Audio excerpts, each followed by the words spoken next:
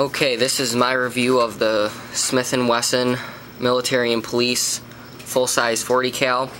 There's a couple online already of guys that are talking about it and reviewing them that haven't even shot them yet, and it's kind of disturbing to hear their claims. Alright, I made a list that we'll go through. First, I'd like to start with the weight and the size. Smith & Wesson has done a remarkable job on this model.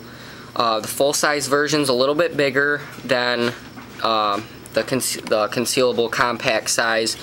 The weight is 24 1/4 of an ounce, and this is the 4 1/4 length barrel. Its overall length is 7.5 inches, and it's relatively narrow, as you can see. Capacity and firepower, the full size is going to have more than the standard compact. This one is 15 plus 1, so 15 in the stack and 1 in the chamber, which showing is unloaded. So you get, the 9 is 17 plus 1, so you get a little bit more with the 9mm, and the full size 45 is 10 plus 1. They do make the 357 SIG round for it, which I'm going to guess is the same as the 40 cal round stack or capacity wise. Firepower, this is the 40 cal, so it's got a little bit more oomph than the 9 for those who wanted a little bit more firepower. I chose this one because law enforcement agencies have been switching over to the 40 cal for the simplicity of a little bit more stopping power. I like to shoot, so I didn't get the 45. The 45 round is too expensive for my taste. Durability and reliability. This gun is very durable. Polymer frame, so it won't rust. Lightweight. The slide is coated in, it's a stainless steel slide, or it says stainless right here, but it's coated in black malonite. I don't know if I'm pronouncing that right. It's said to be 4 to 20 times more corrosive resistant than nickel or blued finish. The process is quite interesting. I won't get into that. That's really elaborate, but sandblasting and heat bathing and all this other stuff. So it's pretty non-corrosive for that part. So it won't blue or wear like a standard blued finish. I've shot over 2,500 rounds through it. No jams, no misfires on a regular day at the target range. It's striker fire action, so it's not double action, which most people claim them to be. It's hammerless, so you don't have to cock the hammer. As soon as you rack it, it's ready to go. See, double action, you'd be able to pull this trigger again and the firing pin would go. That's why it's striker fire. So, accuracy, pretty accurate. I'm going to show you a little target that I brought back from the target range. Grouping's nice. Just know how to handle it, and it pretty much, it's so well balanced that you get on target. The grouping was about 1, 2 inch, 3 inch group. Not really concentrating too hard, just because when you're shooting for self-defense and whatnot, you're not really your focus probably isn't as good as just sitting at the target range plinking. But here's the clip. So here's the target.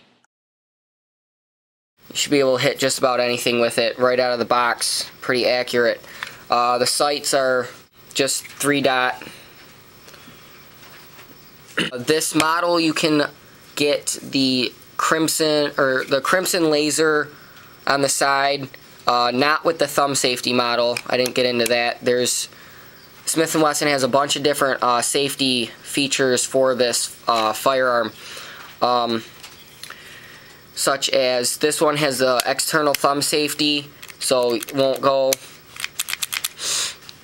The trigger, all of them have the drop safe trigger, to whereas if you drop it, the trigger mechanism won't release the firing pin to expel that internal round.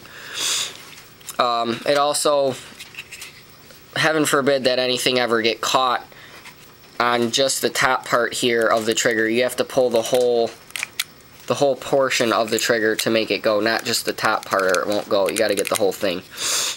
This model came with 2 15-round magazines.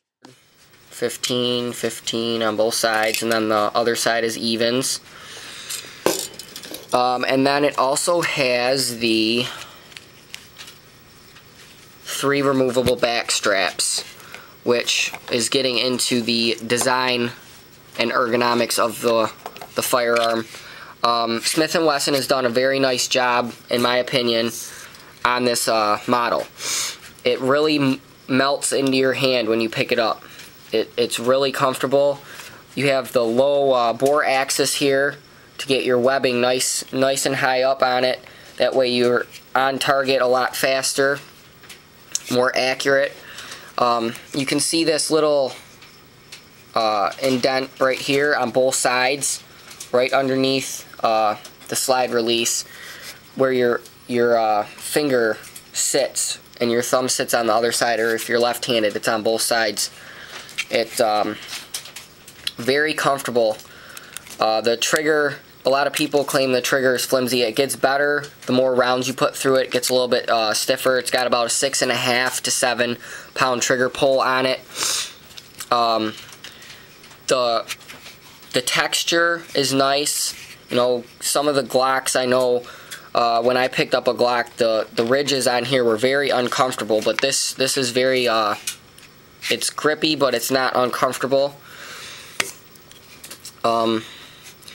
The grip angle is just right, in my opinion. Glock is a little bit more angled, and I heard they're changing that in their 4th generation that's coming out sometime in 2010. The grip comes a little bit down here underneath the trigger.